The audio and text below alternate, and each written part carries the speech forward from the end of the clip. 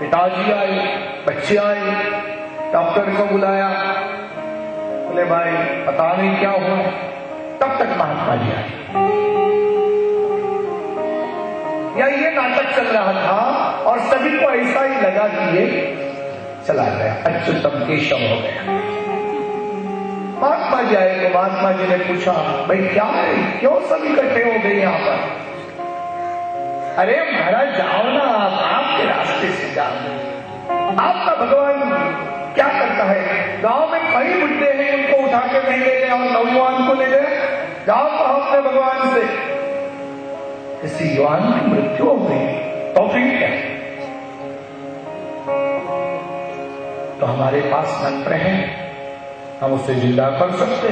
अच्छा आइए आइए, तो हमारे आगे आइए आगे आइए। आगे ले गए, देखा महात्मा जी ने कहा कि आपको दूध बनवाना पड़ेगा, अच्छा बासुंदी जैसा, जल्दी बनाओ। उसमें इलायची, केसर, बादाम, काजू, जो कुछ मसाला है वो भी डालो और उसे ठंडा करके लाओ। लाया, महात्मा जी ने अपनी झोली से एक सुपारी निकाली और उसके वो सोया हुआ था, उसके ऊपर 7 बार घुमाई और वो जो सुपारी थी वो उस बासुंदी में डाल दी।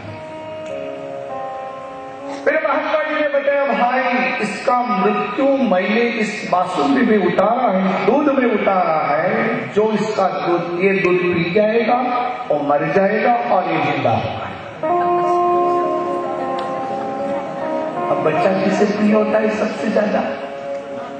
अपनी माँ को कहा कि माँ, बूढ़ी माँ, अब तो बूढ़ी हो गई है, संसार भी देख लिया है, सब कुछ देख लिया है, तो तुम पी जाओ। अरे महाराज, अभी तो मैं नया ही एक साड़ी लेके आई हूं, अब उससे तो पहनने दो। बूढ़ी ने नहीं बोली, मरना किसे चलता है। उसके पिताजी को कहा गया कि ठीक है चाचा आप पी लीजिए। महाराज मैं कैसे पी, मैं दूंगा तो फिर ये छोटे बच्चों का क्या होगा? अरे आपके क्या है, वो तो उसके है ना। नहीं महाराज, घरवाली को बताया तुम पी लो। घरवाली ने कहा गए तो गए, मैं दूसरी ओर जाके घर शुरू करेंगी।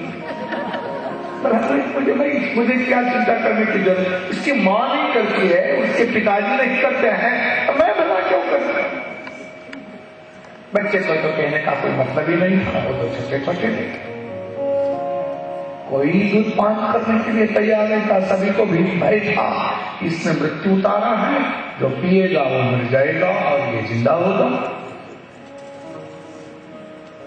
अंत तो गटवा महात्मा जी ने कहा, आप लोग कोई नहीं पीते तो हमारा शरीर तो और किसी के लिए न, परोपकार के लिए है ना, यदि आप कहे तो हम पी लेंगे। महाराज को तो बहुत बढ़िया, आप यदि पीते हैं और ये जिंदा होता है तो आपके पीछे बहुत बड़ा भंडारा करेंगे, तो 4-5 हजार लोगों को हम खिलाएंगे।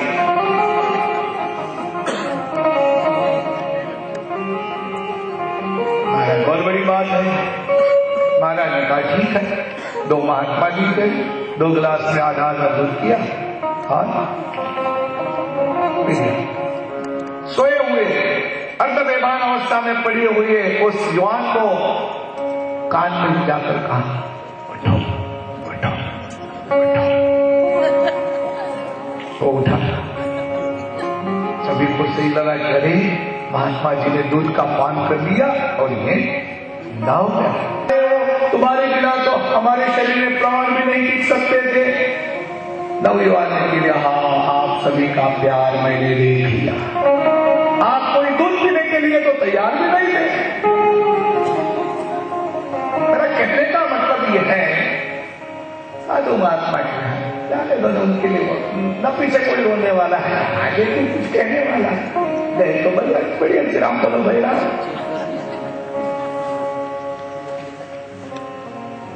लेकिन आप वैसे नहीं, आप तो बड़े प्रेमी भक्त हो। पुंजिकस कला इस शाप पर अनुग्रह करते हुए अंगिराजी स्वर्ग से मृत्युलोक की ओर वापस आ पहुंचे।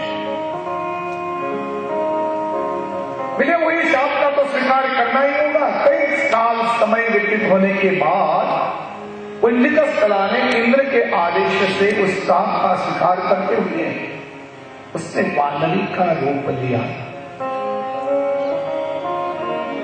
उस वानर रूप धारण करते हुए उसका नाम रखा गया अंजलि।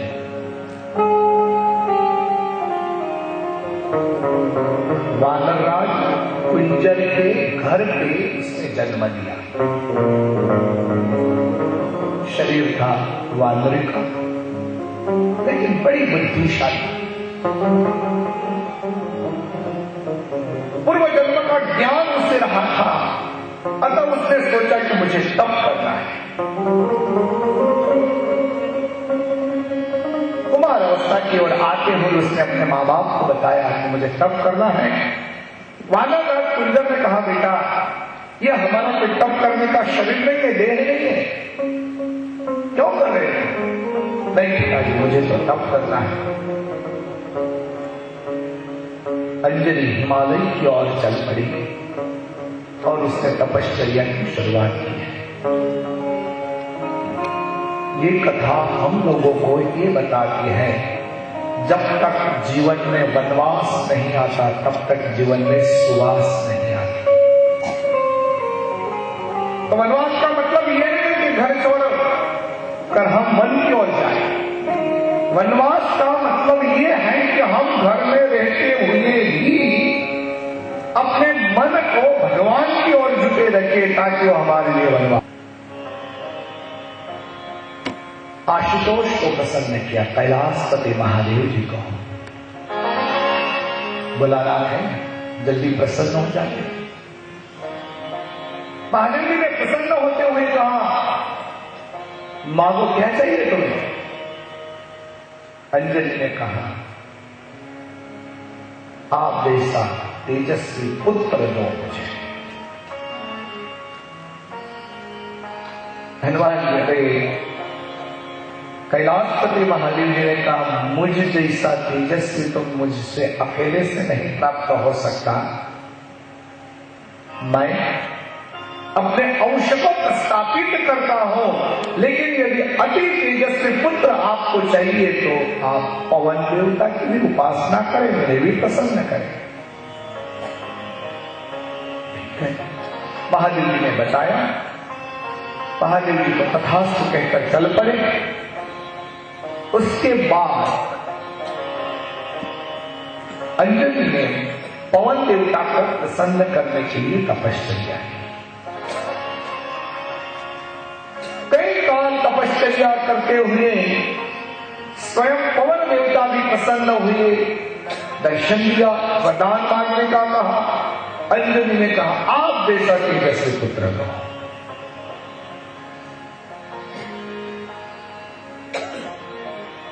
पवन देवता ने कहा, देवी रुद्र का अंश के साथ मैं भी अपना अंश प्रस्थापित करूंगा ताकि आपको जैसा इच्छित है ऐसे पुत्र की आपको प्राप्ति हो।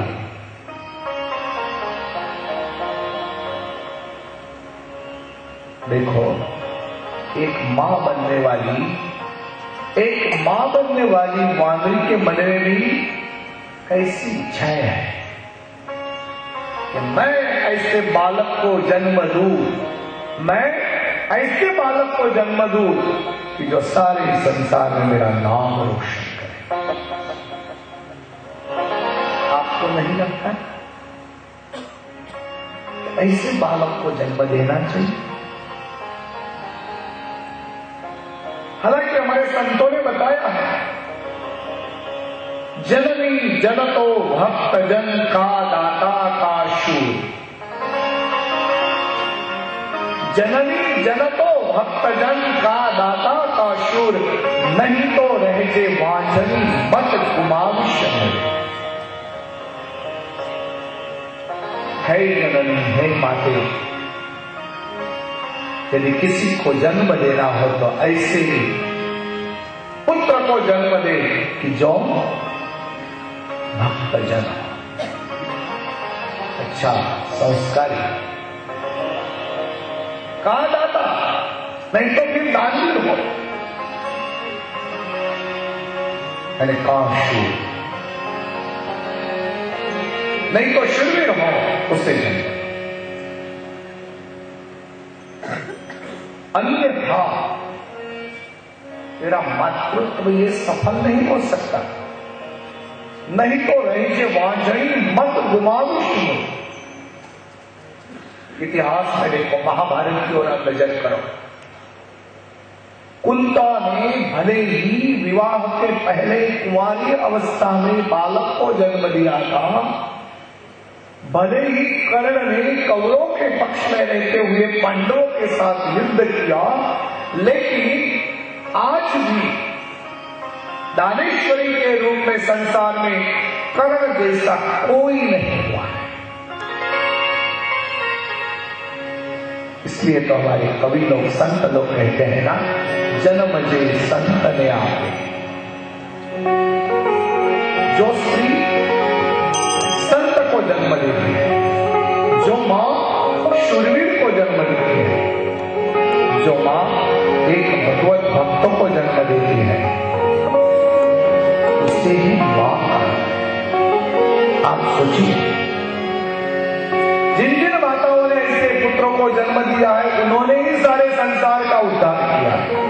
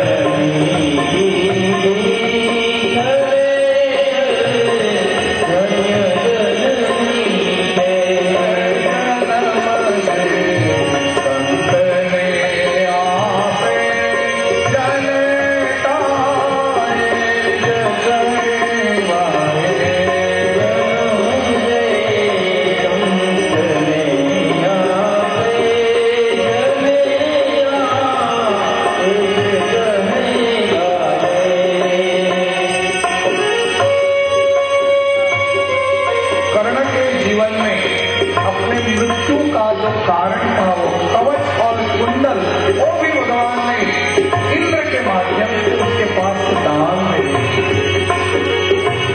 और वो भी देखिए उसे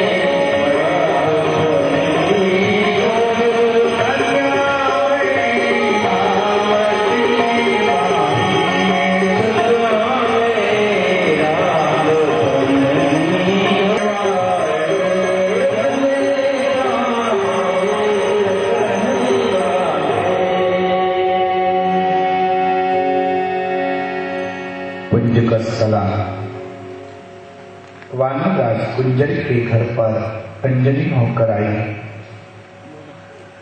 दोनों को प्रसन्न किया। कैलाशपति महादेव जी को और पवन को फल प्राप्त हुआ। दोनों की ओर से ऐसा कहा गया कि हम दोनों ने वरदान तो दिया है, लेकिन इस वरदान को सत्य करने के लिए तुम्हें और कुछ तप करना होगा।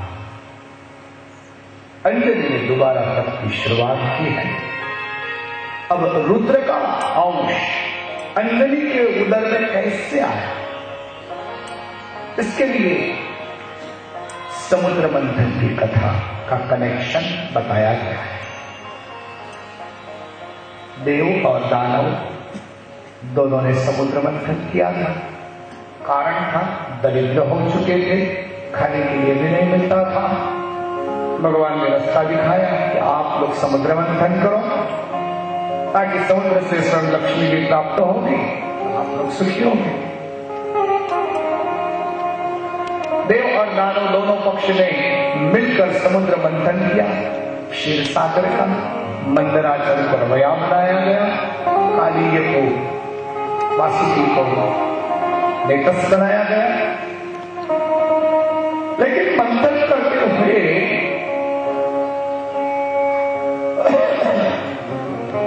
समुद्र से कई चीजें निकली, उसमें से अमृत निकला।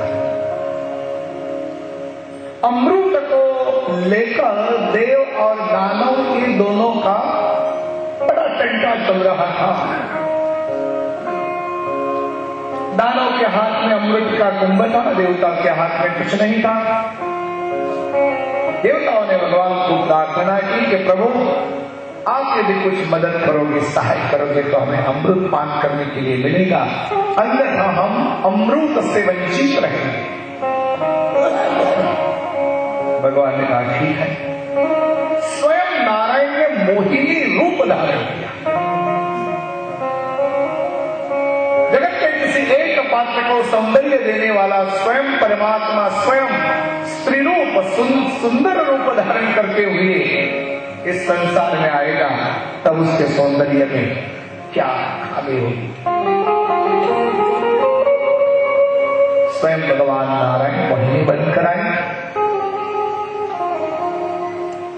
समुद्र के किनारे पर हाथ में पुष्प गुच्छ लेते हुए बार बार आकाश की ओर देखते थे, नृत्य करते थे और उससे झिल रहे थे।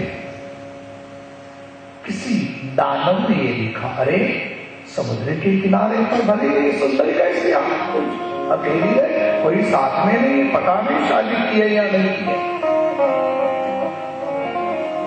उसका सौंदर्य देखते हुए वो मोहित हुआ और बगल में पहुंचे।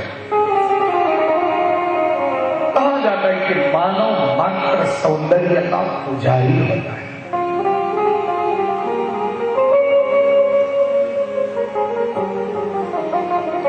कहा है ना, एक कवि ने बताया,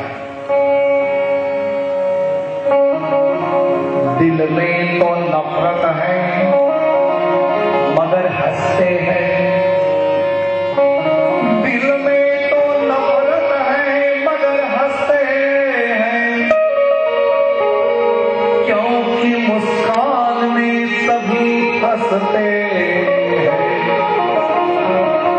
और आज तहजीब के भाव सस्ते।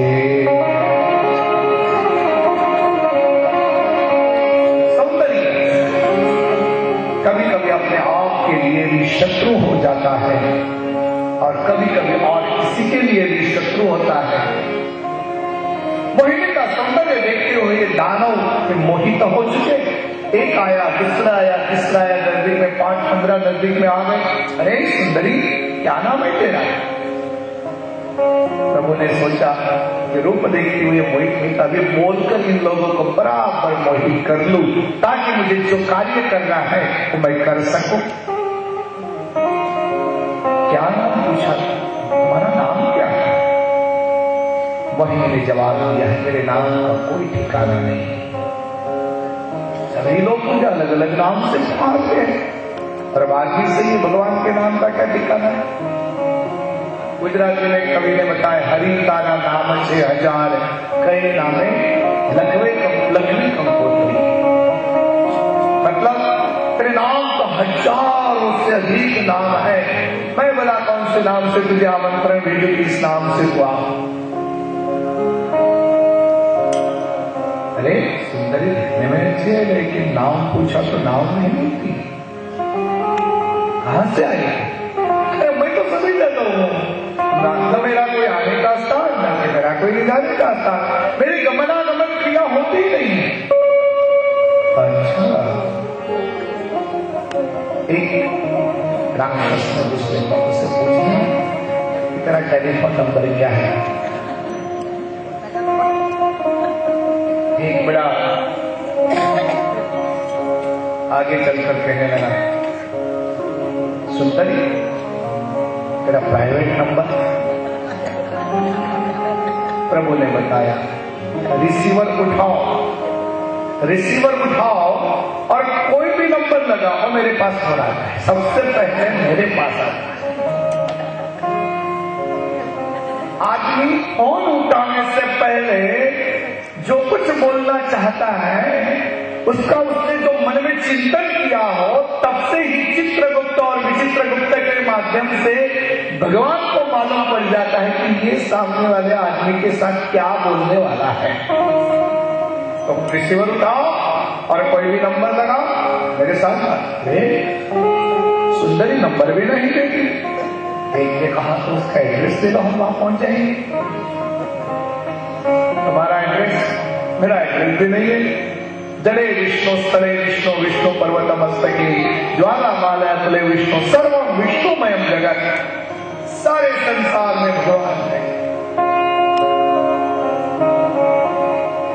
मोहिनी के शब्दों को सुनते हुए दैत्य बड़े मोहित हो चुके।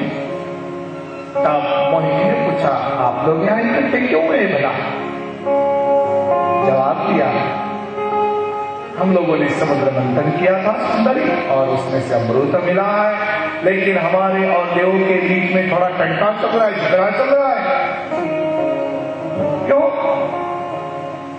आपको पीना है और उनको नहीं, या उनको पीना है और आपको पीना है, इसी बात पे? नहीं नहीं, सभी को पीना है, लेकिन हम लोगों को उन लोगों को ज्यादा नहीं देना है। आपको यदि हर्जा ना हो तो मैं खिलाऊं अपने हाथों से। अरे तो बड़ी अच्छी बात है, सुंदरी के हाथ से यदि अमृत पीने के लिए मिलेगा तो उसके जैसा तो हमारा परम भाग्य कौन सा हो। ठीक है, तो अमृत का तुम मेरे हाथ में देता, मैं खिलाऊंगी। स्वयं भगवान मोहिनी नारायण ने दैत्यों के हाथों से अमृत का कुंभ लिया और समुद्र के किनारे पर जो नृत्य किया था और नृत्य नारद जी ने देखा। नारद जी को लगा वाह, प्रभु ने तो कमाल कर दिए। स्वयं श्री रूप धारण करते हुए केवल दैत्यों को ही सारे संसार को मोहित करेंगे। वहां से आकाश मार्ग से जाते हुए नारद जी कैलाशपति महादेव की ओर पहुंच गए और महादेव जी को बताया, अरे पता है कुछ? नहीं, क्या बात है? अरे क्षीर सागर के किनारे पर भगवान ने मोहिनी नारायण रूप धारण किया था। बड़ा अद्भुत रूप है, देखने जैसा रूप है। अच्छा, महादेव जी को लगा कि चलो मैं स्वयं पहुंच जाऊं प्रभु के पास और कहूं, विनती करूं कि मुझे दर्शन करवाओ। महादेव जी ने प्रभु के पास पहुंचा, कहा कि प्रभु आपका मोहिनी रूप का दर्शन करवाओ मुझे। भगवान नारायण ने महादेव जी को बताया, उस रूप का दर्शन करने के लिए आप लायक नहीं। ऐसा कैसा कहते हो प्रभु आप? नहीं, वो देखने जैसा ही रूप नहीं, जाने दो ना। बहुत आग्रह किया तो प्रभु ने कहा ठीक है, कल के दिन शाम को 5 बजे क्षीर सागर के किनारे पर पहुंच जाना, वहां आपको दर्शन। ठीक है, दूसरे दिन महादेव जी भी पहुंच गए। स्वयं भगवान मोहिनी नारायण का रूप धारण करते हुए क्षीर सागर के किनारे पर शाम को 5, सवा 5 बजे पश्चिम दिशा की ओर सूर्य की लालिमा संध्या खिली हुई थी और परम सुंदरी के रूप में भगवान मोहिनी नारायण भी वहां नृत्य कर रहे थे। महादेव जी ने देखा, ये सौंदर्य प्रधान भगवान का स्वरूप देखते हुए महादेव जी भी मोहित हुए। महादेव जी को लगा कि ये सुंदरी को तो चुमी नहीं चाहिए, इसके पीछे पीछे दौड़ने लगे। आगे प्रभु दौड़ रहे हैं और पीछे महादेव। लेकिन महादेव जी इतने मोहित हुए कि उनके शरीर में पड़ा हुआ जो ब्रह्म तेज था उसका अकस्मात स्खलन हो चुका। समुद्र के किनारे पर ब्रह्म तेज का स्खलन, उसी समय पवन देवता ने उस ब्रह्म तेज को जल में डाल दिया। अंजनी पशु स्वभाव के माध्यम से समुद्र के किनारे पर जलपान करने के लिए आई थी। जलपान के माध्यम से वो ब्रह्म तेज उसके उदर में गया।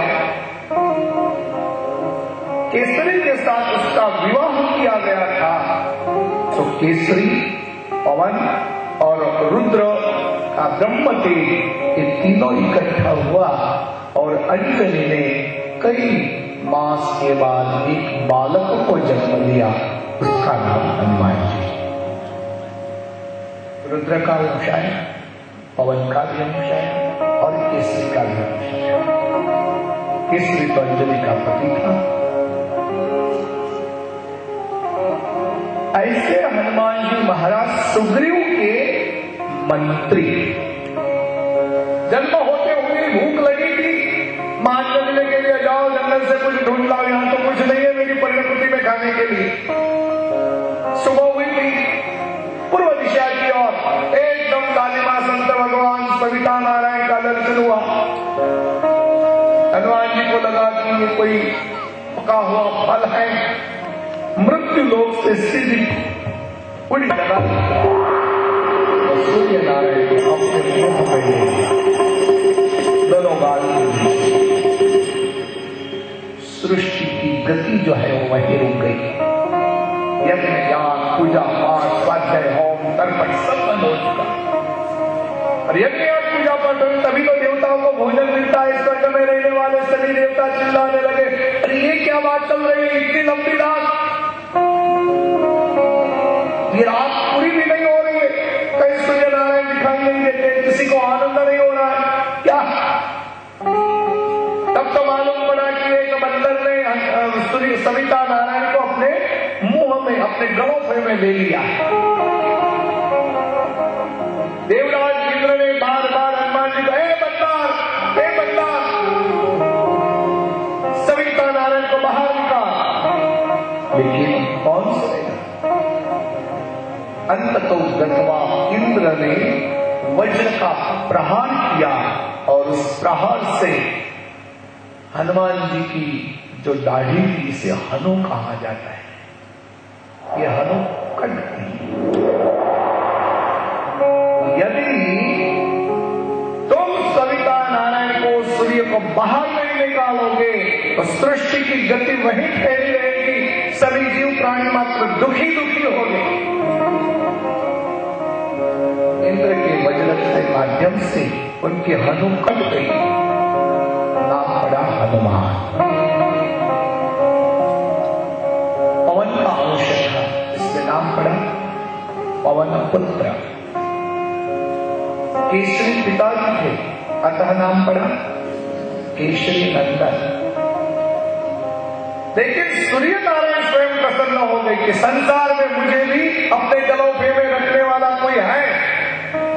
सूर्य नारायण प्रसन्न हुए, तो हनुमान जी को कहा, आपको जो चाहिए मांग लो। हनुमान जी ने कहा, मुझे सारी प्रकार की विद्या आप दीजिएगा।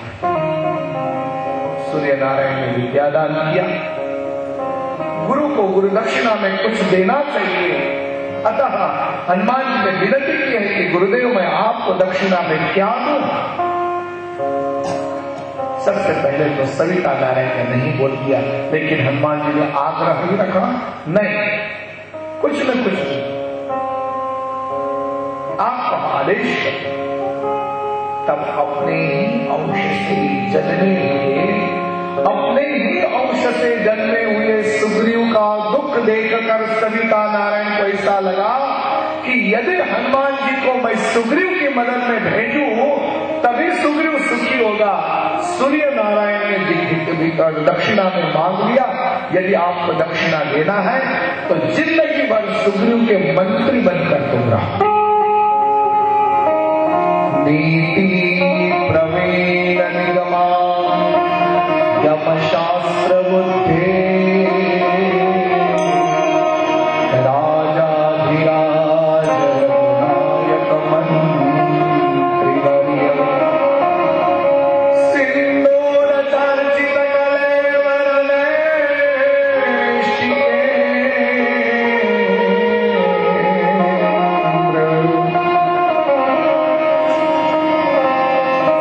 नीति प्रवीण निगमा शास्त्र बुद्धि। हनुमान जी को सभी नीतियां मालूम है, किसको कैसा कष्ट देना। मैं आपको सवाल पूछूं, हनुमान जी को लंका दहन का आदेश था या नहीं? लंका दहन का आदेश था नहीं? तो हनुमान जी को सेवक प्रभु राम कहे, तो प्रभु राम की ओर यदि आदेश न था तो हनुमान जी ने लंका जलाई क्यों? ये आज्ञा का पालन किया है या आज्ञा का उल्लंघन किया है?